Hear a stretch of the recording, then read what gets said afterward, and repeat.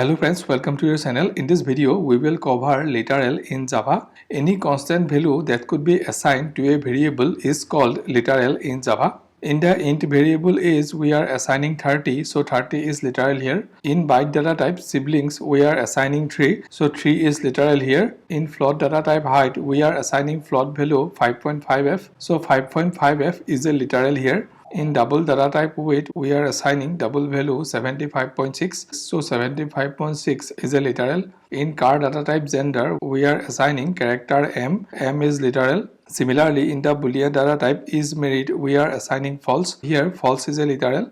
Thank you for watching this video. I keep uploading videos like this regularly. If you like this video, please subscribe to the channel and like and comment in the video.